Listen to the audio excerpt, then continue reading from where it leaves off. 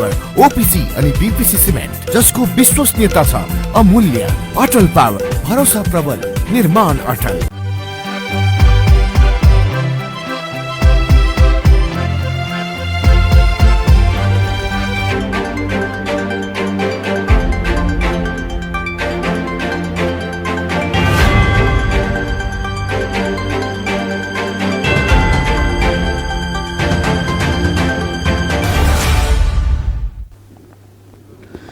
नमस्कार, राज्य खबरमा स्वागत छ। म विनोद परियार। सुरुमा राज्य खबरका हेडलाइनहरू। सरकारद्वारा अध्यादेश मार्फत 16 खर्ब 47 अर्ब बराबरको बजेट सार्वजनिक खोपका लागि 26 अर्ब बजेट विनियोजन। सामाजिक सुरक्षा भत्तामा 33% वृद्धि। ठूला अस्पतालमै अक्सिजन नहुँदा बिरामीको मृत्यु। अक्सिजनको व्यवस्थापनमा सरकार र अस्पताल प्रशासन अझै गम्भीर भएनन्। 14औं गणतन्त्र दिवसको विभिन्न कार्यक्रम गरी स्मरण गरियो। शान्ति समाजले भने विपन्न बस्तीमा पुगेर गणतन्त्र दिवस मनायो। कोरोनाले थलिएको बस्तीमा खाद्यान्न वितरण। अमेरिकी संसद भवनमा भएको आक्रमणबारे अनुसन्धानका लागि छानबिन आयोग गठन गर्ने प्रस्ताव अस्वीकृत। पूर्व राष्ट्रपति ट्रम्प दोषी करार हुनबाट सुरक्षित। फिलिपिन्समा हुने महिला भलिबल च्याम्पियनसिपका लागि नेपाली खेलाडी छनौट। विभागीय सहित न्यू डायमन्ड र भरतपुर मेट्रोबाट गरी 30 खेलाडी बन्द प्रशिक्षणमा। नेपाल गुणस्तर चिन्ह प्राप्त अटल पावर ओपीसी तथा बीपीसी सिमेन्ट। मूल्यमा होइन, गुणस्तरमा विश्वास गर्नुहोस्। सस्तो सिमेन्टको प्रयोग गरेर आफ्नो निर्माणलाई कमजोर नबनाउनुहोस्। अटल पावर ओपीसी अनि बीपीसी सिमेन्ट जसको विश्वसनीयता छ अमूल्य। अटल पावर, भरोसा प्रबल, निर्माण अटल। अब ढुक्क हुनुहोस्। धेरै समयदेखि प्रतीक्षा गरिएको विश्व प्रसिद्ध ढलान प्रविधि अब रूपन्देहीमा स्थापित भएको छ। न मिस्त्रीको समस्या, न सिमेन्ट गिट्टी बालुवा खोज्ने र राख्ने ठाउँको समस्या, न त चुहिने भत्किने, न फिनिसिङकै समस्या। दिनभरि लाग्ने काम 2 घण्टामा तमाम। गुणस्तरीय ओपीसी सिमेन्ट, धोएको गिट्टी बालुवाबाट रेडीमिक्स कङ्क्रिट तयार गरी घर, पुल, बाटो तथा अन्य संरचना तयार गरी वर्षौंसम्म ढुक्क हुनुहोस्। लुम्बिनी आरएमसी रेडीमिक्सबाट कङ्क्रिट ल्याएर घर ढलान गरे। जिन्दगी भरिको लागि ढुक्क भए। तपाई ढुक्क हुनुहोस्। गुणस्तर लुम्बिनी आरएमसीले दिन्छ। लुम्बिनी रेडीमिक्स कङ्क्रिट प्रणाली, तिलोत्तमा 12, मङ्गलापुर, रूपन्देही। फोन 071 562 391, मोबाइल 98 570 35 966 र 98 026 52 956। लुम्बिनी रेडीमिक्स कङ्क्रिट प्रणाली। अब खबर विस्तारमा। सरकारले आगामी आर्थिक वर्ष 78-79 का लागि सरकारले 16 खर्ब 47 अर्बको बजेट ल्याएको छ। आगामी आर्थिक वर्षका लागि आज अर्थमन्त्री विष्णुप्रसाद पौडेलले प्रस्तुत गरेको बजेट विवरणमा यस्तो उल्लेख छ। आगामी आर्थिक वर्षका लागि चालु खर्चतर्फ 6 खर्ब 78 अर्ब 61 करोड विनियोजन गरिएको छ। यो कुल बजेटको 41.2% हो। यस्तै विकास पुँजीगत खर्चतर्फ भने 3 खर्ब 47 अर्ब 26 करोड विनियोजन गरिएको बजेट भाषणमा भनिएको छ। आगामी आर्थिक वर्षका नीति तथा कार्यक्रमहरू कार्यान्वयन गर्न रु 16 खर्ब 47 अर्ब 57 करोड विनियोजन गरेको छु। कुल विनियोजन मध्ये संघले खर्च गर्ने चालुतर्फ रु 6 खर्ब 78 अर्ब 61 करोड अर्थात् 41.2%, पुँजीगत तर्फ रु 3 खर्ब 47 अर्ब 26 करोड अर्थात् 22.7%, वित्तीय व्यवस्थातर्फ रु 2 खर्ब 7 अर्ब 97 करोड अर्थात् 12.6% र प्रदेश र स्थानीय तहमा वित्तीय हस्तान्तरणतर्फ रु 3 खर्ब 86 अर्ब 71 करोड अर्थात् 23.5% रहेको छ। सरकारले बजेटमा खोपका लागि रु 26 अर्ब 75 करोड रकम विनियोजन गरेको जनाएको छ। जनताको जीवन रक्षा गर्नु सरकारको मुख्य लक्ष्य भएको अर्थमन्त्री पौडेलले बजेटको प्राथमिकतामा उल्लेख गर्नु भएको छ। उहाँले आगामी आर्थिक वर्षमा स्वास्थ्य क्षेत्रको लागि 1 खर्ब 22 अर्ब 77 करोड रुपियाँ बजेट विनियोजन गरिएको जानकारी दिनुभयो। यस्तै औषधि खरिदका लागि 5 अर्ब 60 करोड रुपियाँ बजेट विनियोजन गरिएको छ। औषधिको मूल्य र गुणस्तरको नियमित अनुगमन समेत गरिने अर्थमन्त्री पौडेलले बताउनुभयो।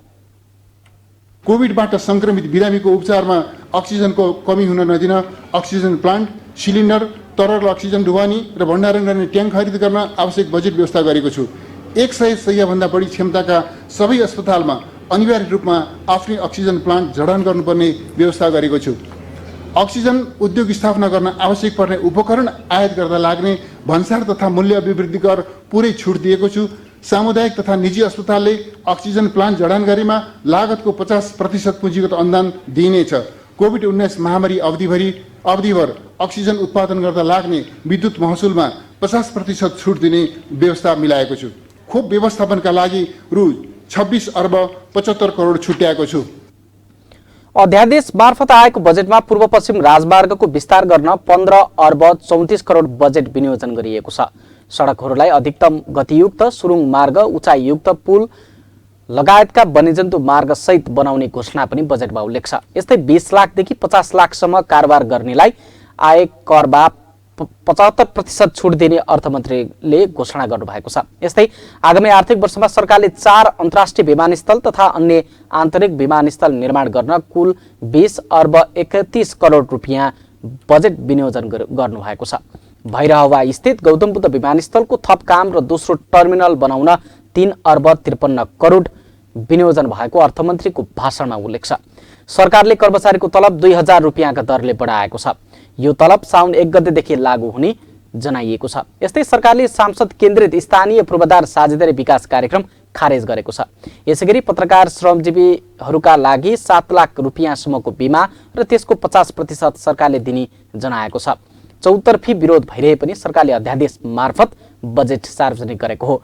संसदका दुवै सदनमा बजेट पेश गर्नुपर्ने संवैधानिक व्यवस्था भए पनि सरकारले अध्यादेश मार्फत बजेट सार्वजनिक गरेको हो।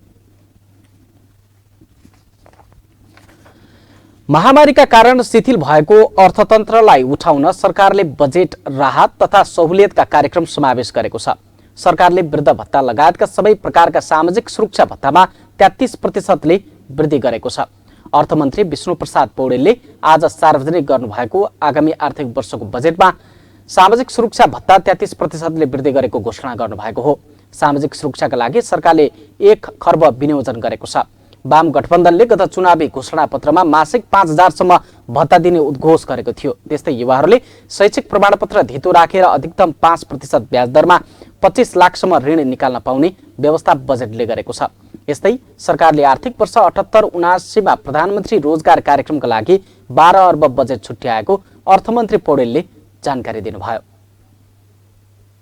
सबै नागरिकलाई मर्यादित रोजगारी सुनिश्चित गर्न सरकारी, निजी, सहकारी र गैर सरकारी क्षेत्रको समन्वय र सहकार्यमा काम र रोजगारीका अवसर सृजना गरिनेछ। सबै प्रकारका सामाजिक सुरक्षा भत्तामा 33% वृद्धि गरी ज्येष्ठ नागरिकको मासिक भत्ता रु 4000 पुर्याएको छु। सामाजिक सुरक्षा भत्ताको लागि रु 1 खर्ब विनियोजन गरेको छु।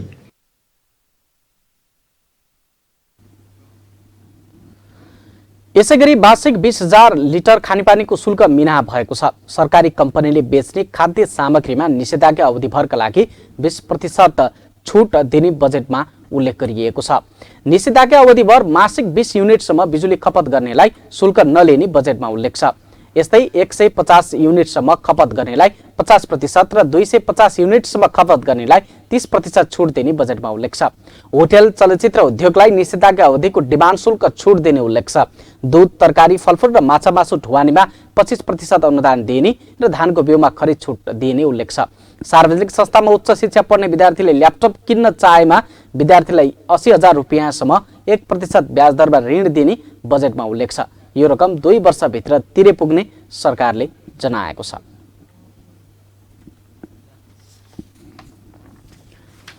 सरकारले आगामी आर्थिक वर्ष 78-79 का लागि 16 खर्ब 47 अर्बको बजेट ल्याएको छ। अध्यादेश मार्फत ल्याइएको यो बजेटले अर्थतन्त्रमा कस्तो प्रभाव पार्ला? कोरोना महामारीले थलिएको अर्थतन्त्रलाई उकास्नको निम्ति यो अध्यादेश मार्फत ल्याइएको बजेट पर्याप्त छ अथवा के छ भन्ने विषयमा आज हामी पूर्व गभर्नर तथा अर्थविद डाक्टर चिरञ्जीवी नेपालसँग कुराकानी गर्दैछौँ। यतिखेर हामीसँग प्रत्यक्ष सम्पर्कमा पूर्व अर्थ सचिव, पूर्व गभर्नर तथा अर्थविज्ञ डाक्टर चिरञ्जीवी नेपाल सम्पर्कमा हुनुहुन्छ। डाक्टर साहब, यहाँलाई स्वागत छ राज्य खबरमा। धन्यवाद। सुन्नुभयो? सरकारले अध्यादेश मार्फत बजेट ल्याएको छ। यो बजेट तपाईँले पनि पक्कै पनि यो हेर्नुभयो, सुन्नुभयो, कस्तो खालको बजेट छ यो? बजेट हेर्नुहोस्, अब एक त चुनाव को लागि चुनावी सरकार भयो, चुनावी सरकारले ल्याएको बजेट हो। अर्को चाहिँ नि सरकारकै कुरा चाहिँ नि अदालतमा अहिले निर्णय हुनै बाँकी छ। त्यस कारणले गर्दाखेरि तैपनि त्यो बाहेक सरकारले अहिलेको स्वास्थ्य क्षेत्रलाई केही हदसम्म एड्रेस गरेर चाहिँ नि लिएर आछ। अहिलेको स्वास्थ्य क्षेत्रमा जुन अप्ठ्यारोहरू परिरहेछ, त्यो अप्ठ्यारो परेको अप्ठ्यारोलाई चाहिँ नि एड्रेस गर्न बजेटले जुन रूपमा ल्याएको छ, अब त्यो मङ्सिरसम्मको लागि, मङ्सिरपछि चुनाव भइसकेपछि कुन सरकार आउने हो ठेगान छैन। तर अहिलेको स्थितिमा जुन ल्याइएको छ, स्वास्थ्य क्षेत्र लगायत सबै क्षेत्रलाई छोएको छ। सबै क्षेत्रलाई छुँदाखेरि अब नेपालको सन्दर्भमा हामीले भन्दाखेरि कहिले पनि पूर्ण रूपमा बजेट कार्यान्वयन भएकै छैन। अब जस्तै डाक्टर साहब, अब तपाईँ सुन्नुहोस् न, नेपाल राष्ट्र बैंक यही सरकार आइसकेपछि पनि हरेक चोटि हरेक वर्ष मध्यावधि समीक्षामा बजेटको आकार घटाइएको छ, अहिले पनि घटाइयो। त्यस कारणले गर्दाखेरि यो 16 खरब 47 अरबको बजेट खर्च हुन्छ त भन्ने क्वेसन चाहिँ नि आउँछ नै। अब जस्तो सरकारले अहिले चाहिँ अहिले चालु आर्थिक वर्षको भन्दा केही बढाएर चाहिँ बजेट ल्याएको छ, केही बढी। अहिले कोरोनाका कारणले सबै क्षेत्र थलिएका छन्, यद्यपि यहाँले भन्नुभयो करिब 3 खरब बढाएर। त्यो हिसाबले हेर्दाखेरिमा चाहिँ अर्थतन्त्रले धान्न सक्ने खालको बजेट हो कि होइन? हाम्रो चाहिँ आन्तरिक आम्दानीले चाहिँ यसलाई थेक्छ? होइन, अर्थतन्त्रले धान्न सक्ने भन्दा पनि हाम्रो राजस्व उठ्ने हाम्रो स्रोत भनेकै राजस्व हो, भन्सार राजस्व बढी। त्यसले गर्दाखेरि हाम्रो यहाँबाट देशभित्रबाट वस्तु निर्यात गर्ने भन्ने हाम्रो छैन, त्यो क्षमतै छैन। त्यस कारणले जति छ आयातबाट आएको भन्सार दर र भ्याट अन्तःशुल्क, त्यसबाट नै हामीले धान्ने हो, जसमा चाहिँ नि सरकारले 10 खरब चान्चुन चाहिँ नि उठाउने भनेको छ। अब त्यो अनुसार त्यो अहिलेको स्थितिमा पनि अहिले जुन हामीले आकार भनेका छौँ यो हरेक साल बढेको छ। यो पटक पनि कति 9 खरबको राजस्व थियो, त्यो उठ्ने स्थिति छैन, किन आइसकेको छ कुरा। अस्ति अघि बजेट वक्तव्यमा कति 93% जति राजस्व उठ्ने भन्ने छ। अब फेरि यो कोभिडको कन्टिन्यू भयो भने के गर्ने, तेस्रो लहर आउँछ भन्ने पनि छ फेरि। त्यसले गर्दा भएन भन्नेको आधारमा आयातमा वृद्धि भयो भन्ने त्यो 10 खरबको चाहिँ राजस्व आउने भन्ने अनुमान। त्यसपछि बाँकी 6 खरब चाहिँ नि हामीले 3 खरब चान्चुन चाहिँ नि विदेशी ऋणबाट, अनि 2 खरब चान्चुन चाहिँ नि आन्तरिक ऋणबाट उठाउने भन्ने छ। जसले गर्दा अब यत्रो पैसा ऋणबाट हामी उठाउँदैछौँ भनिसकेपछि त्यो ऋणको सदुपयोग, त्यो ऋण तिर्नु पनि पर्छ। भनौँ यही स्थितिमा तपाईँलाई भन्दाखेरि आजभन्दा 3 वर्ष अगाडि करिब 27-28 अरब थियो नेपाली, के अरे 27-28 हजार थियो प्रत्येक नेपालीको टाउकोमा ऋण। अहिले आएर अहिले भर्खर तपाईँ हामीले थाहा पाइसक्यो कि 50,000 52,000 चाहिँ नेपालीको टाउकोमा ऋण भइसक्यो कि 50% चाहिँ नि हाम्रो बाह्य र आन्तरिक ऋण बढेको छ। किन बढ्यो त ठिक छ, स्रोत छैन, बढ्ने ठिक, तर त्यो ल्याएको ऋणलाई समयमै सदुपयोग गर्दाखेरि हामीलाई त्यसबाट प्रतिफल आउँदाखेरि हामीलाई फाइदा हुन्छ। तर हाम्रो यहाँ के छ भन्दा ल्याएको ऋण हामीले उपयोग गर्दैनौँ र त्यो ब्याज हामीले तिरिरहनु पर्छ, जसले गर्दाखेरि चाहिँ हाम्रो ऋणको आन्तरिक ऋण र बाह्य ऋणको भार चाहिँ नि हाम्रो बढी नै रहेछ। जसले गर्दा आज 74 साल यो सरकार आउनुभन्दा अगाडि करिब 9 खरबको चाहिँ नि ऋण थियो भने अहिले आएर चाहिँ नि 14-15 खरबको चाहिँ नि करिब ऋण भइसक्यो। त्यसले गर्दाखेरि त्यो पैसा उपयोग हुनु पर्यो, जसले गर्दा बजेटको खर्च भएको छैन। बजेट पूर्ण रूपमा कहिले पनि मध्यावधि समीक्षामा बजेटलाई हामीले के गर्छौँ भन्दा संशोधन गर्छौँ। यो पटक पनि हरेक साल 3 साल लगातार हामीले संशोधन गरेका छौँ हरेकचोटि।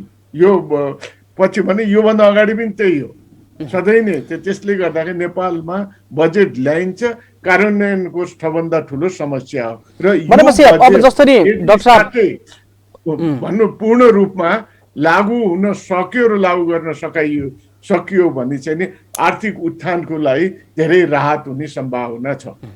अब जस्तो अब डाक्टर साहब अहिले चाहिँ यो संसद विघटन भएको स्थिति छ, प्रतिनिधि सभा विघटन छ।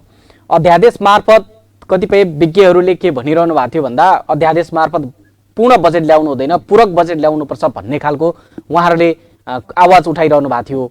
अदालतमा विचाराधीन मुद्दा पनि छ। फेरि त्यो अदालतले केही निर्णय गर्यो भने फेरि अर्को सरकार बन्ला वा के होला भन्ने हिसाबले यो पूरक बजेट ल्याउन माग गरिएको थियो। यो पूर्ण बजेट आएको छ। पूरक र पूर्ण बजेट आउँदाखेरिमा के तात्विक रूपमा के फरक पर्ने हो? होइन, यो पूर्ण बजेट आउँदाखेरि यो 1 वर्षसम्म जानुपर्ने हुन्छ। कति चिजहरू करका दरहरूलाई तलमाथि गर्न नमिल्ने हुन्छ।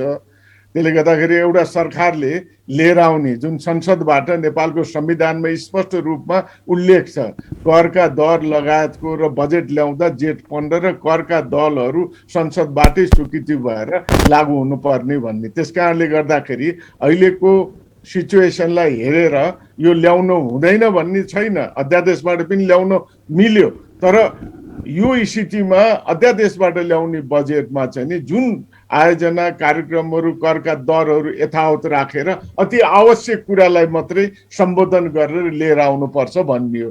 तर अहिले त्यो भएन। नहुँदाखेरि के भयो भने पूर्ण रूपमा एउटा सरकारले जुन 1 वर्षसम्म टिक्छ र पूर्ण रूपमा सरकारले यो बजेट चाहिँ नि पूर्ण बजेट नै ल्याएको छ। जसले गर्दाखेरि भोलिको दिनमा मङ्सिरमा यदि नयाँ सरकार आउने बित्तिकै यसका कति कार्यक्रमहरूलाई उसले नयाँ संशोधित गरेर लिएर आउन सक्छ, फेरि ल्याउन सक्ने स्थिति हुन्छ। यो चाहिँ पूर्ण या पूरक बजेट आउँदैमा फरक पर्दैन? कस्तो पूर्ण होइन, यो पूर्ण बजेट आउँदाखेरि चाहिँ नि भोलि करका दर, जसले गर्दा स्रोतमा वित्तीय अनुशासनको कुरा हो। तपाईँको वित्तीय जब सरकार मङ्सिरमा चुनाव गर्दैछ, आजको 4-5-6 महिनापछि भनिसकेपछि जित्छै भन्ने त छैन। भोलि कोही अर्को सरकारमा आयो भने त्यसले अर्को बजेट लिएर, त्यसले गर्दा वित्तीय अनुशासन मान्नको लागि चाहिँ नि पूर्ण बजेट चाहिँ नि संसदबाट पास गरेर चाहिँ नि लिएर आउनुपर्छ र जुन सरकारको जुन काम चलाउ सरकार बाहेक अर्को सरकारले लिएर आउनुपर्छ भन्ने हो। त्यस कारणले गर्दाखेरि अहिले पूर्ण बजेट ल्याउँदाखेरि भोलि यो बजेट कार्यान्वयन नहुने भन्ने चाहिँ नि शङ्का किन आउँछ भन्दा मङ्सिरमा चुनाव आइरहन वित्त स्रोत र साधनको निश्चितता चाहिँ नि भोलि नहुनु, किन बजेटमा लेखिएका कुराहरू र दाती निकाय लगायत विदेशबाट आउने ऋण र अनुदानहरू यही सरकारलाई नै भनेर दिन नसक्ने स्थिति पनि हुन्छ। त्यस कारणले गर्दा र अर्को चिज, जब कोभिडको यत्रो महामारी भइरहेको बेलामा अहिलेको स्थितिमा केही समयको लागि अदालतमा पनि यसको सुनवाई बाँकी छ। कम्तीमा पनि यो जेठ मसान्तसम्म रोकिएर या भनौँ कि असारभरि नै रोकिएर, किन अदालतको निर्णयलाई हेरेर चाहिँ अगाडि जाँदाखेरि अझ राम्रो हुन्थ्यो र समन्वय गरेर सबै पार्टीसँग समन्वय गरेर लिएर आउँदाखेरि ती कार्यक्रम र बजेटमा भएका कुराहरू जो कोही आउँदा पनि कन्टिन्युसन हुन सक्ने भन्ने हुन्थ्यो।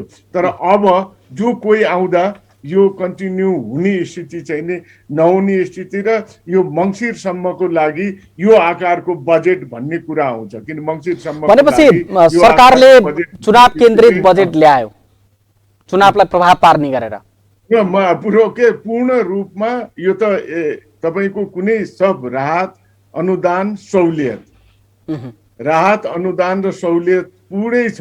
त्यसले गर्दाखेरि यो अहिलेको स्थितिमा कति चिज कोभिडले थलित भएको स्थितिमा उद्योग व्यवसायदेखि लिएर सबैलाई राहत र अनुदान आवश्यक पनि छ।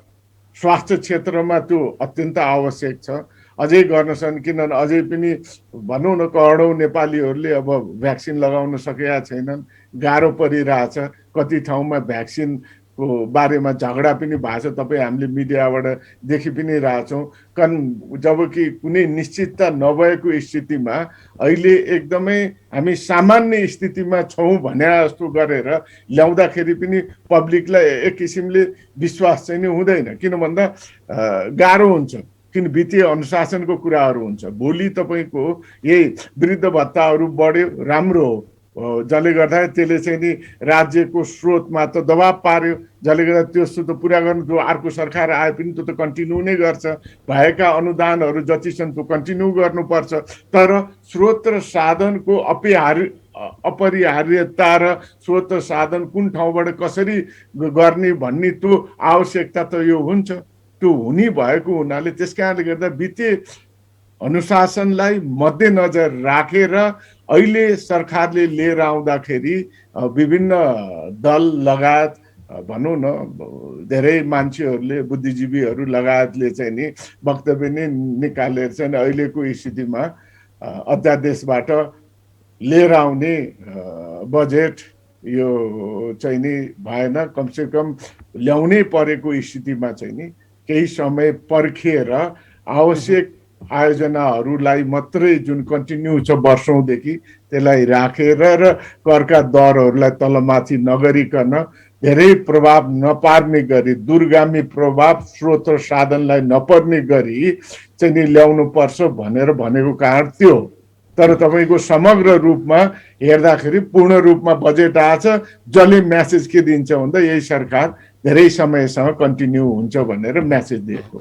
अब जस्तो नि डाक्टर साहब, अब अघि यहाँले पनि सङ्केत गर्नुभएको छ राहत अनुदान लगायतका कार्यक्रमहरूलाई बढी जोड दिएको छ। जस्तो कर्मचारीहरूको तलब वृद्धि भएको छ, मासिक 2000 सम्म वृद्धि भएको स्थिति छ, वृद्ध भत्ता वृद्धि भएको छ, 33%ले सामाजिक सुरक्षा भत्ता वृद्धि भएको छ, 20,000 लिटर खानेपानीको शुल्क मासिक रूपमा चाहिँ प्रयोग गर्ने त्यो मिना भएको छ, विद्युत युनिटमा पनि त्यस्तै खालको छुट दिएको छ। यो हेर्दाखेरिमा यसलाई कसरी हेर्न सकिन्छ? होइन, यस्तो क्षेत्र छैन जहाँ बजेटले नछोएको भन्नु, मलाई कुन क्षेत्र छोआ छैन। सम्पूर्ण क्षेत्रमा जब केन्द्रित भएर, किन पुनरुत्थानको लागि, अर्थतन्त्र पुनरुत्थानको लागि केही क्षेत्रहरूलाई पूर्ण रूपमा राखेर अर्थतन्त्रलाई ध्यानमा राखेर स्वास्थ्य क्षेत्रलाई विशेष सुविधा रूपमा चाहिँ अगाडि बढाउनु पर्ने हो। त्यो केही हदसम्म भएको छ, त्यसलाई भएको छैन भनिँदैन, भएको छ, गर्नुपर्ने, एड्रेस गर्नुपर्ने, यो पोर्साले एड्रेस गर्नुपर्ने भएको। तर हुँदै पनि यस्ता क्षेत्रमा लगाए जुनमा कि अहिलेको स्थितिमा कुनै कार्यक्रम अगाडि बढाउनु पनि सकिँदैन, त्यो कार्यान्वयन हुने पनि सम्भावना छैन ती क्षेत्रहरू। त्यस कारणले गर्दा त्यसमा बजेट जानुको मतलब के हो भन्दा स्रोत र साधनलाई होल्ड गरेर राख्नु हो, जसले गर्दा त्यो क्षेत्रमा होल्ड हुने बित्तिकै अरू ठाउँमा रकमान्तर फेरि गर्नु पर्यो, जसले गर्दाखेरि स्रोत र साधनको सही रूपमा अर्थतन्त्रमा हाम्रो जस्तो स्रोत र साधन कम भएको देशमा चाहिँ आर्थिक मितव्ययिता चाहिँ नि महत्त्वपूर्ण हुन्छ। त्यस कारणले गर्दाखेरि कुन क्षेत्रमा कति बजेट र कसरी अगाडि लैजाने भन्ने यो चाहिँ नि हुनु पर्थ्यो। तर त्यो नभएर सम्पूर्ण क्षेत्र, म के भन्छु भन्दा सबै क्षेत्र चाहिँ नि छोएर ल्याइएको छ, जुन कार्यान्वयन हुनुमा शङ्का निश्चय पनि तपाईँलाई हिजोको दिनमा पनि शङ्का थियो, अहिले पनि शङ्का हुने, र त्यो हामीले देखेकै छौँ। के अरे पुरा नभएको अहिले पनि पुँजीगत खर्च कति हो, 35%। भनौँ अब 1-2 महिना बाँकी छ, अहिलेसम्म 35-40% भन्दा अहिले त कोरोनाका कारणले नै कामहरू भएको छैन। जस्तो यहाँले सङ्केत गरे अनुसार चाहिँ यो बजेटमा जुन क्षेत्रहरू छोएर सबैलाई समेटेर त ल्याइएको छ, त्यो हिसाबले तपाईँको हिसाबले चाहिँ यो बजेट कार्यान्वयनमा चुनौती हुन्छ अथवा अन्य अरू पनि थप चुनौतीहरू देखिन्छ त? होइन, कार्यान्वयनमा पनि चुनौती, यो चुनौतीपूर्णै छ। कार्यान्वयन हुने, किन भन्दा के हुन्छ एउटा निश्चितता छैन भोलिको दिनमा। अदालतले कुनै निर्णय गर्ने बित्तिकै अर्को कुनै सरकार आउने बित्तिकै यो बजेटमा धेरै हेरफेर गर्छ।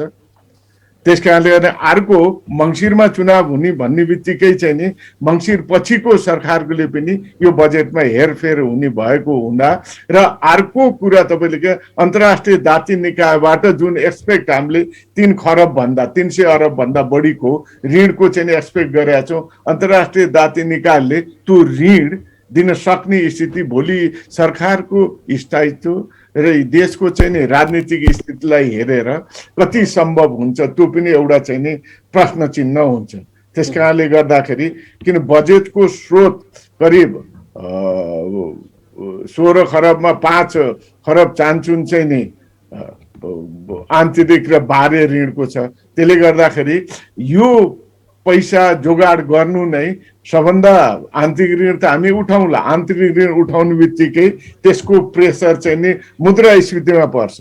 मुद्रास्फीति हामीले त्यो भन्दा भन्दै पनि 6.5% भनेका छौँ, जुनले गर्दाखेरि त्यसभित्रै टिक्न सक्ने स्थिति हुन्छ कि हुँदैन।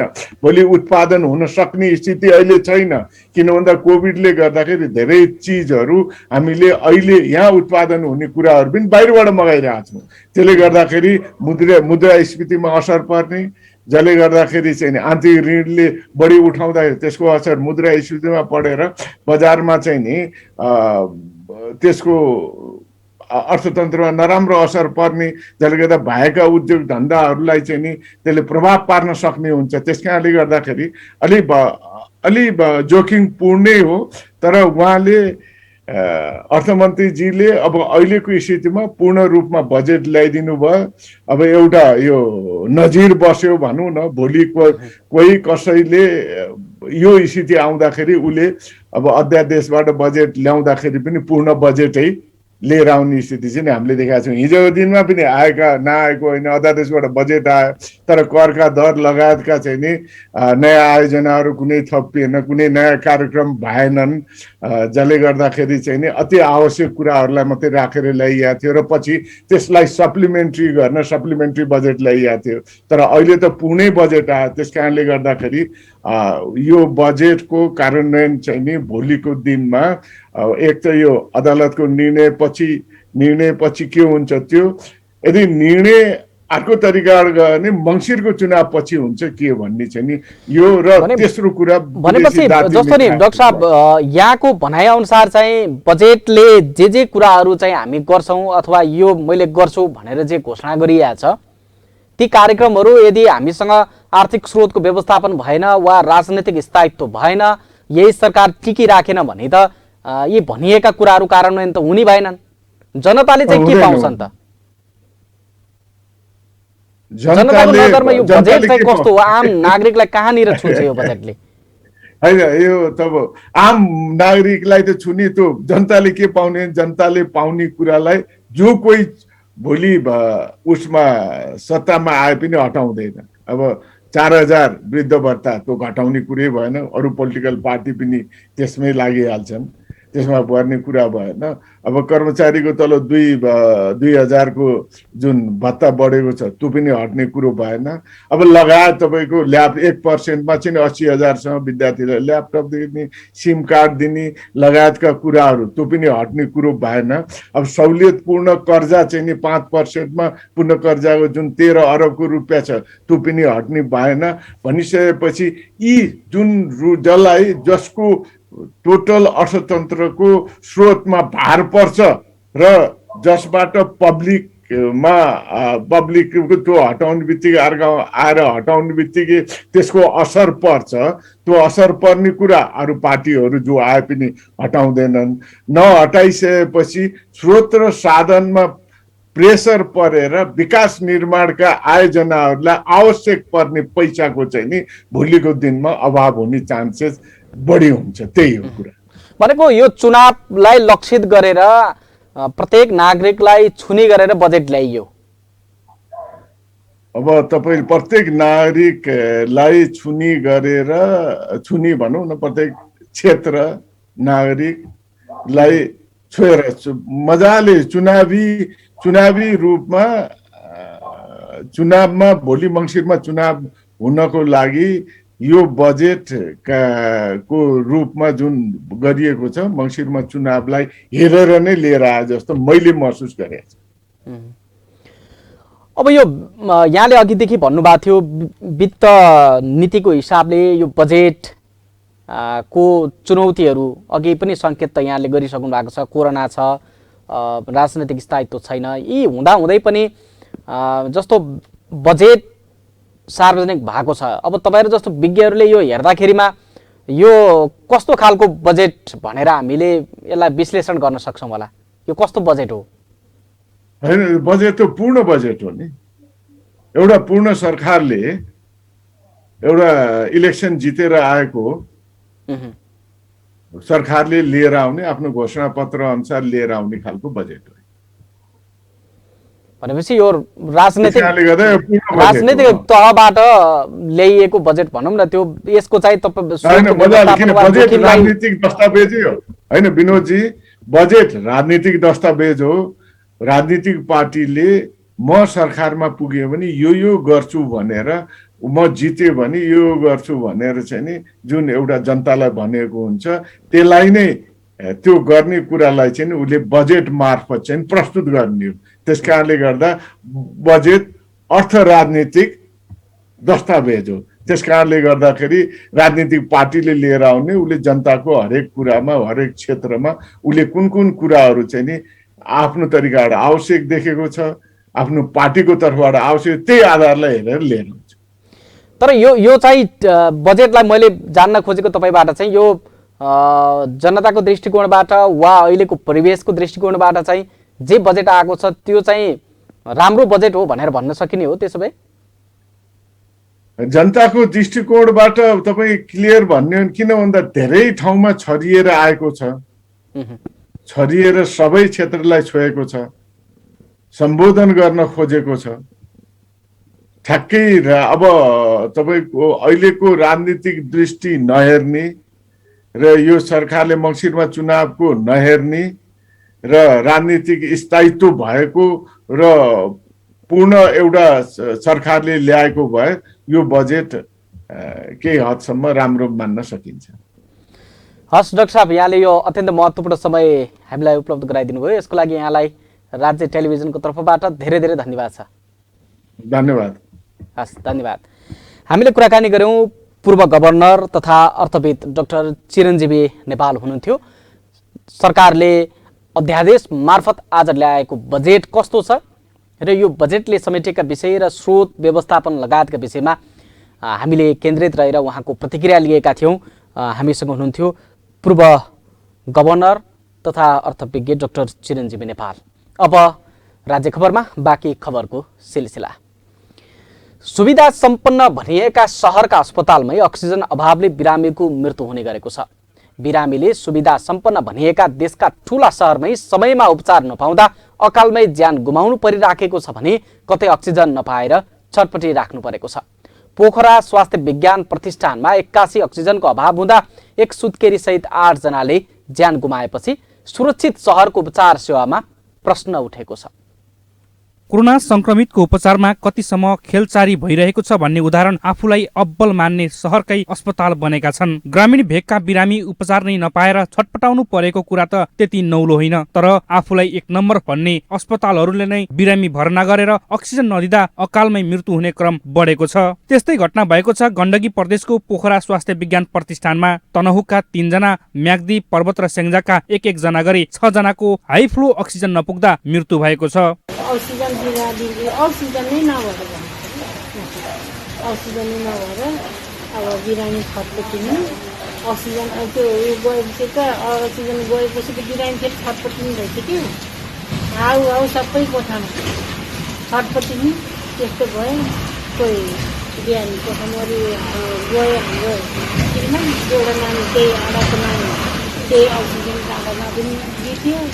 पोखरा स्वास्थ्य विज्ञान प्रतिष्ठानको कोभिड-19 अस्पतालमा बिहिबार मध्यरातीदेखि बिहान 4 बजेसम्म अक्सिजनकै अभावले सुत्केरी महिला सहितले ज्यान गुमाएका हुन्। यो अस्पताल कोभिड-19 को उपचार गर्ने गण्डकी प्रदेशकै ठुलो संघीय अस्पताल हो। यही अस्पतालमा 81 अक्सिजनको अभाव हुँदा रातभर दौडधुप चल्यो, तर पनि बिरामीले अक्सिजन पाएनन् र प्राण त्याग्नु पर्यो। कोभिड अस्पतालका फोकल पर्सन डाक्टर शरद बरालले अस्पतालमा हाई फ्लोका बिरामी बढ्दा 81 अक्सिजनको समस्या भएको बताउनुहुन्छ। किनभने दिनानुदिन सङ्क्रमितको सङ्ख्या बढ्दैछ र जटिल किसिमका सङ्क्रमितहरू बढ्दैछन्। त्यो अनुसार अन्य जिल्लाहरूबाट पनि प्रेसर भएर आइरहेको अवस्थामा र अक्सिजन उत्पादन चाहिँ लिमिटेड भएको हुनाले भोलिका दिनमा योभन्दा थप चुनौती उत्पन्न हुन्छ कि भन्ने अवस्था चाहिँ सिर्जित भएको अवस्था चाहिँ। हाइफ्लोका बिरामीलाई प्रति मिनट 60 देखि 80 लिटरसम्म अक्सिजन प्रयोग गर्नुपर्ने हुन्छ। यस्ता बिरामी बढेर समयमा आपूर्ति नहुँदा समस्या देखिएको छ। पोखरामा दैनिक 13 देखि 1400 सिलिन्डरसम्म दैनिक उत्पादन हुने बताइएको छ। तर त्यो सिलिन्डर कहाँ र कसरी जान्छ र किन अभाव भइरहेको छ भन्ने विषयमा अस्पतालहरू नै आश्चर्यमा परेका छन्। पोखरा अक्सिजन उद्योगले मात्र दैनिक 850 वटा सिलिन्डर उत्पादन गरिरहेको बताउँछ। डिमान्ड भइरहेको अवस्था हो। अब हामीसँग कन्स्ट्यान्ट सप्लाई हुन्छ। प्लान्ट एउटै हो, यही हो। यो प्लान्टले त कति उत्पादन गर्ने भन्ने कुरा मात्रै हुन्छ। हामीले त एभरेज औसत भनेको 850 सिलिन्डर पर डे हो। त्यसैले सबैलाई भाडा पुर्याउनु पर्छ। विभिन्न अस्पतालबाट सिलिन्डर लिन जानेको ग्यास कम्पनीमा भिड छ। अस्पतालका प्रतिनिधि सिलिन्डरको पालो कुरिरहेका हुन्छन्। अक्सिजन सहयोग अभाव छ भन्ने कुरो भयो। अब अस्पतालको लागि अब गण्डकी हस्पिटलले चाहिँ बढी यहाँको लगिरहेको थियो र टिएमसी बढी थियो। अरू त अब आउने बसिरहेको थियो पहिला। अहिले चाहिँ अब अलिकति सहजीकरण गरेर दिइरहेको छ। कोरोना संक्रमण बढ्दै जाँदा अक्सिजन ग्यासको व्यवस्थापन थप चुनौती बनेको छ। बिरामीको पहिलो उपचार नै अक्सिजन ग्यास हो। तर त्यही ग्यास अभाव हुँदा बिरामी तडपिएर मर्नुपर्ने अवस्था भएको छ। गण्डकी प्रदेशमा केही दिन अघिसम्म अक्सिजन प्राप्त रहेको बताउँदै आइएको थियो। तर अक्सिजन अभावले नै मृत्यु भएकाहरूको बिलौनाले प्रदेश सरकारलाई गिज्जाइरहेको छ। राज्य खबरका लागि गण्डकी ब्युरोको रिपोर्ट। आज जेठ 15 गते गणतन्त्र दिवस 2065 साल जेठ 15 मा पहिलो जननिर्वाचित संविधान सभाले गणतन्त्र नेपालको घोषणा गरेको थियो। त्यसको 2 वर्ष अगाडि संसदका 7 राजनैतिक दल र सशस्त्र सङ्घर्ष गरिरहेको नेकपा माओवादीको आह्वानमा भएको जनआन्दोलनको भार सामु राजाले जनताबाट अपहरित अधिकार जनतालाई नै फर्काइदिएका थिए। तर अझै पनि गणतन्त्र प्राप्त जनताले भने गर्न सकेका छैनन्। राजा फालिएको 14 वर्ष भइसक्दा पनि जनताको अपेक्षामा परिवर्तन आउन नसकेको गुनासो छ। मुलुकमा 14औं गणतन्त्र दिवस मनाइरहँदा कोरोनाका कारण आम नागरिकहरू प्रताडित छन्। राजनैतिक दलहरू सत्ताकै खेलमा रुमलिरहेको बेला मानव अधिकार तथा शान्ति समाजले पनि विपन्न बस्तीमा पुगेर गणतन्त्र दिवस मनाएको छ। समाजका केन्द्रीय सभापति गोविन्द खनालको नेतृत्वमा रूपन्देहीको सैना महिना 8 स्थित दलित बस्तीमा खाद्यान्न वितरण गरेर दिवस मनाइएको हो। राज्यले हेर्न नसकेको बेला शान्ति समाज यहाँ पुग्दा त्यहाँका स्थानीय खुसी देखिए। शनिबार 14औं गणतन्त्र दिवसको अवसर पारी मानव अधिकार तथा शान्ति समाजका केन्द्रीय अध्यक्ष गोविन्द खनालको नेतृत्वमा रूपन्देहीको सैना महिना नगरपालिका वडा नम्बर 8 स्थित शान्ति टोल र भडसा टोलका कोभिड प्रभावित विपन्न 60 दलित परिवारलाई रु 78,000 बराबरको खाद्यान्न सामग्री सहयोग प्रदान गरिएको छ। समाजका केन्द्रीय सभापति गोविन्द खनाल सहित अधिकार कर्मी लालहरि पाण्डे, हरिश ढकाल, समाजका आजीवन सदस्य विमल राज भट्टराई सहित पदाधिकारीहरूले चामल, आटा, अन्डा, चना सहितको खाद्यान्न सामग्री हस्तान्तरण गर्नुभएको थियो। विशुद्ध दलित परिवार, विपन्न परिवार र बालबालिका, दलितको पनि बालबालिका र वृद्ध ज्येष्ठ नागरिकहरू लक्षित गरेर यो कार्यक्रम आयोजना। यो सामान्य छ, खालि ठुलो छैन। यो सिम्बोलिक हो। राज्यले गर्नुपर्छ, सरकारले गर्नुपर्छ, सक्नेले गर्नुपर्छ भन्ने एउटा उदाहरणको लागि र यो चाहिँ अभियान सबैले चलाउनु पर्छ। एउटै संस्थाले चलाएर यो चाहिँ सम्भव पनि छैन। यति छ, यति कुराले तपाईँको चाहिँ सम्पूर्ण भोग तर्ने पनि होइन। यो एउटा अभियानको रूपमा लानुपर्छ। सङ्घर्षमा हामीले चाहिँ हातेमाले गर्नुपर्छ, मानव अधिकार संरक्षण गर्नुपर्छ भन्ने हाम्रो त्यो उद्देश्य। गत वर्ष लामो समयसम्म भएको बन्दाबन्दीमा केही राहत वितरणका कार्यक्रमहरू सञ्चालन भएका थिए। तर यस वर्ष कोरोनाको बन्दाबन्दी भएको 1 महिना पुग्दैछ। तर दलित बस्तीमा 1 महिना नपुग्दै समस्या सुरु भएको थियो। समाजले प्रति परिवार 10 किलो चामल, 5 किलो आटा, 2 केजी चना, 1 क्यारेट अन्डा वितरण गरेको हो। स्थानीयहरूले पनि समाजले प्रदान गरेको सहयोगले खुसी भएको प्रतिक्रिया दिएका छन्। यस्तो भीषण परिस्थितिको बेलामा पनि हजुरले आइदिनु भयो, सहयोग गरिदिनु भयो। कतिको घरमा अब समस्या नै थियो। यतिले नै गर्दाखेरि पनि उहाँलाई धेरै राहत मिल्यो। त्यसको लागि धेरै धेरै धन्यवाद। यस्तो राम्रो, यति मिठो, यस्तो सान्दर्भिक राहत चाहिँ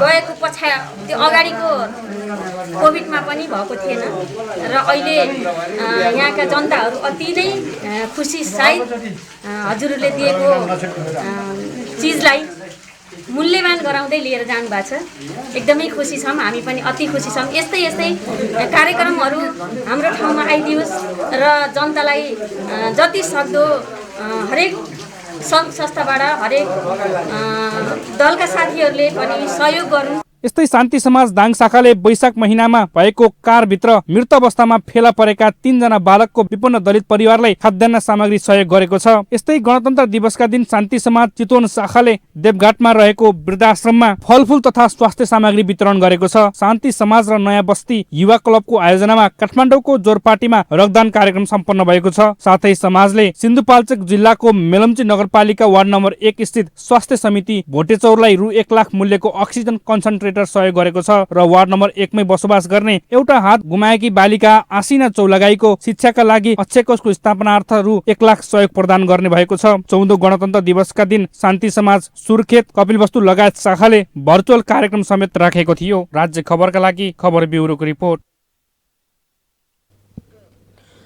तपाई अहिले राज्य खबर हेर्दै हुनुहुन्छ। पालो भएको छ विश्रामको। विश्रामपछि हामीसँग रहनेछन् पाल्पाको रम्भा गाउँपालिकामा चिकित्सक सहितको आइसोलेसन सञ्चालन, कोरोना संक्रमणबाट मृत्यु भएको परिवारलाई क्रिया खर्च बापत 50,000 दिने निर्णय, अमेरिकी संसद भवनमा भएको आक्रमणबारे अनुसन्धानका लागि छानबिन आयोग गठन गर्ने प्रस्ताव अस्वीकृत, पूर्व राष्ट्रपति ट्रम्प दोषी करार हुनबाट सुरक्षित र फिलिपिन्समा हुने महिला भलिबल च्याम्पियनसिपका लागि नेपाली खेलाडी छनौट, विभागीय सहित न्यू डायमन्ड र भरतपुर मेट्रोबाट गरी 30 खेलाडी बन्द प्रशिक्षणमा।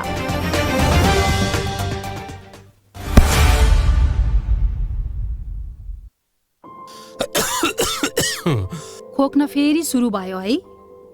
चुरोट छोड्नु भनेको मान्नुहुन्न? खासै खोकी छैन।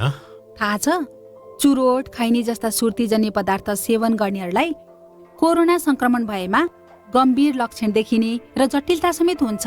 थाहा छ, तिमीले पनि अनेक कुरा थाहा पाउँछौ। हो त, सुर्तीजन्य पदार्थले फोक्सोमा पहिले नै क्षति पुगिसकेको हुन्छ, अनि कोरोना संक्रमण भयो भने झन क्षति पुर्याउँछ। अनि अरू? फेरि चुरोट सुर्ती हुक्का खाँदा हातका औँलाले ओठ मुख र नाकमा छुने, अझ एक अर्का बीच साटासाट गरी खानेहरूमा त कोरोना सर्ने जोखिम झन बढी हुन्छ। हो र? नयाँ तर निकै महत्त्वपूर्ण कुरा भन्यौ तिमीले।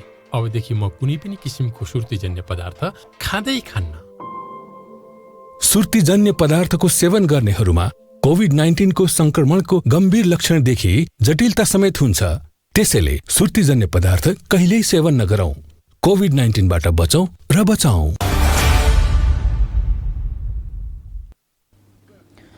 विश्रामपछि पुनः स्वागत छ। अब बाँकी खबर। प्रधानमन्त्री केपी शर्मा ओलीले गणतन्त्र प्रणालीको छिद्रहरू खोजेर कसैलाई सत्तामा चढाउने र कसैलाई झार्ने खेलमा नलाग्न सुझाव दिनुभएको छ। गणतन्त्र दिवसको अवसरमा आज मूल समारोह समितिले सैनिक मुख्यालयमा आयोजना गरेको कार्यक्रममा प्रधानमन्त्री ओलीले जनता बाहेक कुनै पनि तागतले कसैलाई सत्ताको केन्द्रमा पुर्याउने र कसैलाई सत्ताबाट खसाल्ने परिभाषा र अभ्यासलाई लोकतान्त्रिक गणतन्त्रले आत्मसात गर्न नसक्ने बताउनुभयो। राजनीतिक झगडा र लडाईँका कारण मुख्य विषय जनतालाई न्यायाधीश बनाएर जनताको अभिमतलाई सर्वोपरि मान्नुपर्नेमा उहाँको जोड थियो। तर सरकारका हरेक पाइलामा हामीले व्यवधान, घेराबन्दी र विरोध मात्रै सामना गरिरहनु परेको छ। जनताका लागि होइन, सत्ता आकांक्षी समूहका लागि मात्रै मुलुकको लोकतान्त्रिक प्रणालीलाई दुरुपयोग गर्ने यस प्रवृत्तिको छिनोफानो गर्ने अब जनताले नै हो। मुलुकको अमूल्य समयलाई यस्तो अकर्मण्यता र अनुशासनहीनतामा खेर जानबाट रोक्न जनतासँग ताजा जनादेश माग्नु एकमात्र विकल्प हुन पुगेको छ। सबै दलहरूले आफूलाई जनपरीक्षण गर्ने अवसर पनि यस क्रममा नै प्राप्त गर्नेछ। तसर्थ सरकार आगामी आम निर्वाचनलाई निर्धारित समयमा स्वच्छ, निष्पक्ष र स्वतन्त्र रूपमा शान्तिपूर्ण वातावरणमा सम्पन्न गर्न प्रतिबद्ध रहेको कुरा म निवेदन गर्न चाहन्छु। 14औं गणतन्त्र दिवसका अवसरमा मूल समारोह समितिले आयोजना गरेको कार्यक्रममा राष्ट्रपति विद्यादेवी भण्डारी, उपराष्ट्रपति नन्दबहादुर पुन, प्रधानमन्त्री ओली, सभामुख अग्नि सापकोटा, राष्ट्रिय सभा अध्यक्ष गणेश तिमिल सिन्हा लगायतको सहभागिता थियो।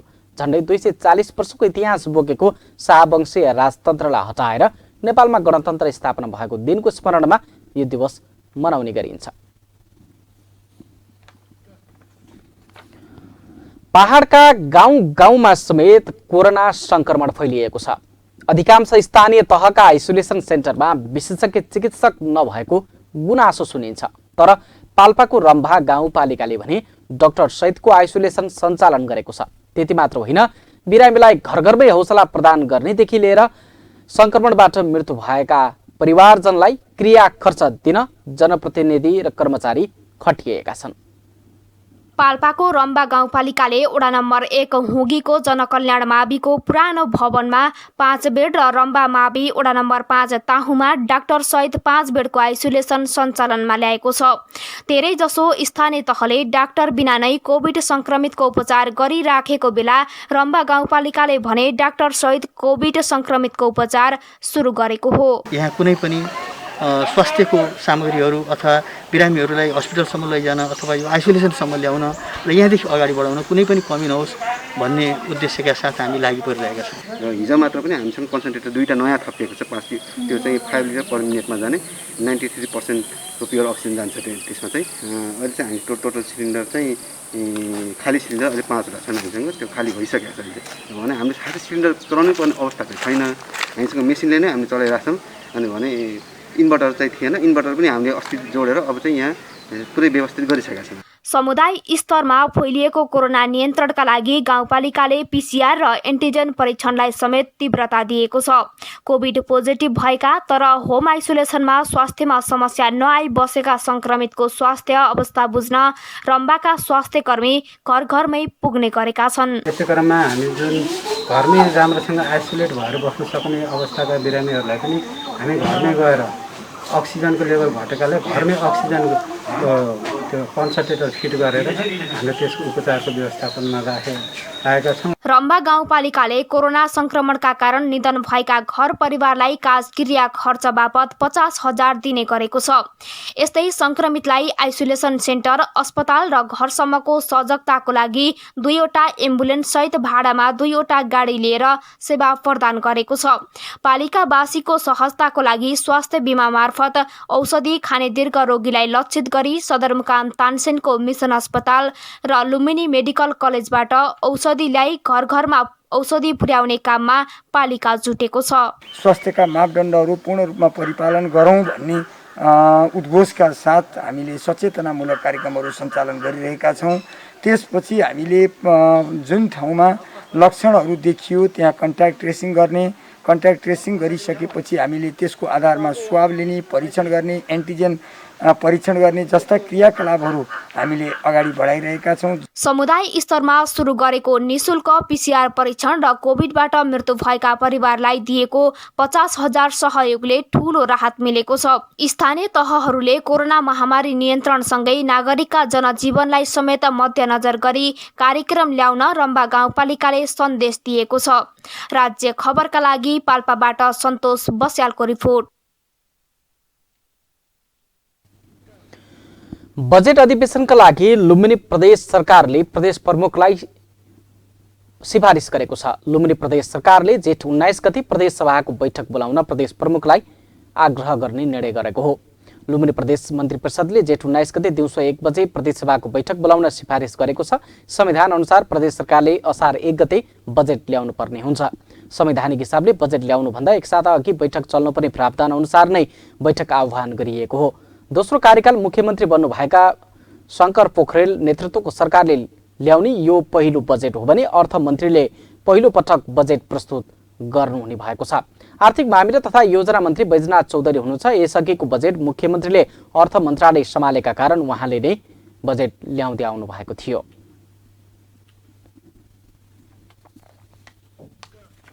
तपाईँ अहिले राज्य खबर हेर्दै हुनुहुन्छ। एकैछिन विश्राम।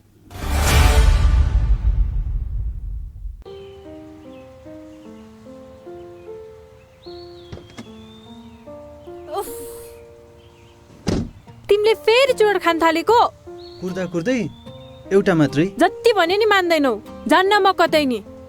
एकछिन कुर्दा पनि। सरी बाबा, सरी, गल्ती भयो। तिम्रो कसम, अबदेखि खान्न। बरु जाउँ कतै लन्च खान। चुरोट हुक्का खैनी जस्ता सुर्तीजन्य पदार्थ पूर्ण रूपमा निषेध भएको रेस्टुरेन्टमा मात्रै जान्छु म। स्योर। मलाई पनि थाहा छ चुरोट खैनी जस्तो सुर्तीजन्य पदार्थले मलाई, तिमीलाई र भविष्यमा हामीबाट जन्मने बच्चालाई समेत असर गर्न सक्छ। धूम्रपान तथा सुर्तीजन्य पदार्थको सेवन कहिल्यै नगरौं। आफ्नो स्वास्थ्यप्रति आफै सजग र जिम्मेवार बनाऊ।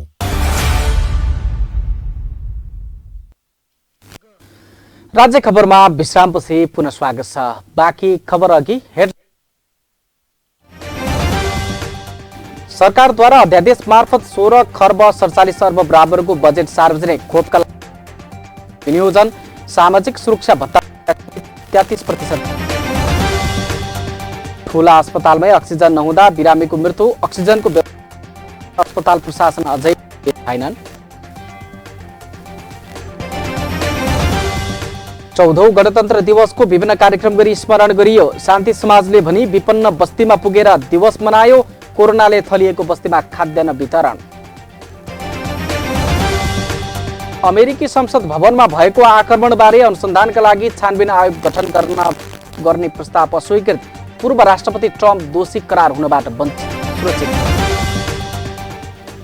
फिलिपिन्समा हुने महिला फुटबल च्याम्पियनसिपका लागि नेपाली खेलाडी छनौट विभागीय सहित न्यू डायमन्ड भरतपुर मेट्रोबाट 30 खेलाडी बन्द प्रशिक्षणमा। अब बाँकी खबर। लगातारको वर्षाका कारण देशका विभिन्न ठाउँको जनजीवन प्रभावित बनेको छ। खेती गर्ने किसानलाई वर्षाले ठूलो राहत दिए पनि कतिपय ठाउँमा भने यसले क्षति पुर्याएको छ। लगातारको वर्षाले सिद्धार्थ राजमार्गको बुटोल पाल्पा सडकको ठाउँमा पहिरो खसेको छ। बुटोल तानसेन सडकको सिसुवामा बिहानी पख खसेको पहिरोका कारण केही घण्टा सडक नै अवरुद्ध भएको थियो। ठाउँमा पहिरो खस्ने क्रम जारी रहेको छ। यस्तै बर्तुङ तानसेन सडकको काजीपौवाको भेट डाँडामा गएको पहिरोले केही घर जोखिममा परेको छ। बुटोलको तिराउ नदीमा पनि पानीको सतह बढेको छ। लगातारको वर्षाका कारण नदी बढेकै कारण नदी किनारका बस्तीहरू समेत जोखिममा परेका छन्। विगतका वर्षहरूमा असारको अन्तिम साता वा साउन भदौमा आउने जस्तो वर्षा जेठमै आएकाले यो वर्ष जोखिम हुन सक्ने विज्ञहरूले बताएका छन्।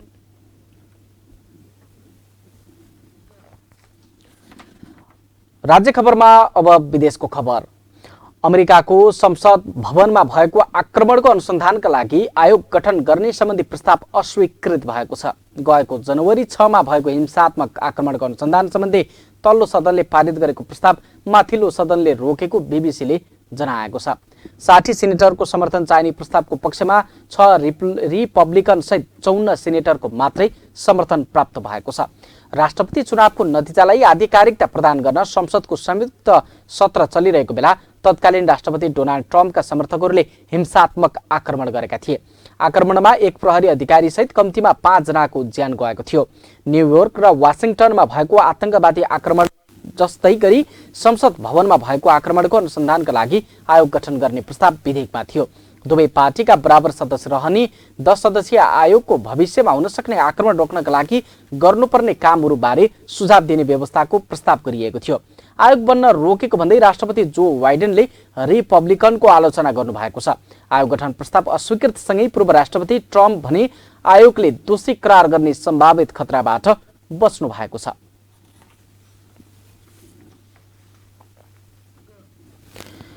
फिलिपिन्समा आयोजना हुने एसियन महिला भलिबल च्याम्पियनसिपका लागि नेपाल भलिबल संघले 30 खेलाडी छनौट गरेको छ। संघले प्रशिक्षणको जिम्मा जगदीश प्रसाद भट्टलाई सुम्पने निर्णय गरेको छ।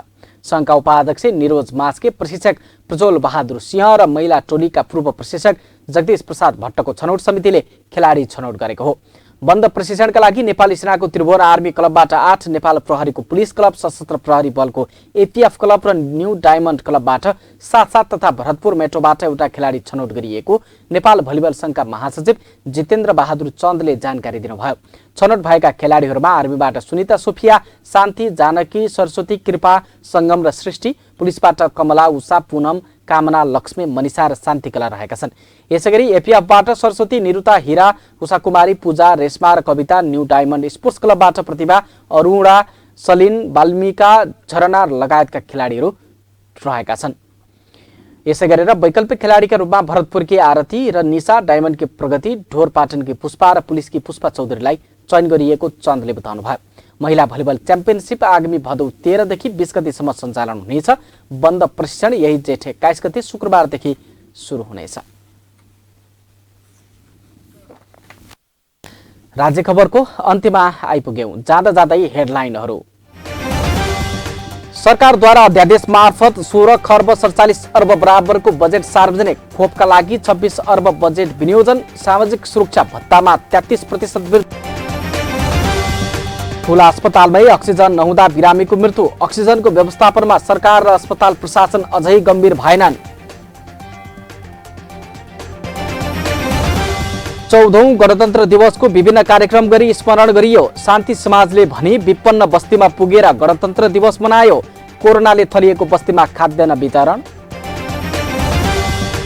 अमेरिकी संसद भवनमा भएको आक्रमणबारे अनुसन्धानका लागि छानबिन आयोग गठन गर्ने प्रस्ताव अस्वीकृत। पूर्व राष्ट्रपति ट्रम्प दोषी करार हुनबाट सुरक्षित। र फिलिपिन्समा हुने महिला भलिबल च्याम्पियनसिपका लागि नेपाली खेलाडी छनौट। विभागीय सहित न्यू डायमन्ड र भरतपुर मेट्रोबाट गरी 30 खेलाडी बन्द प्रशिक्षणमा।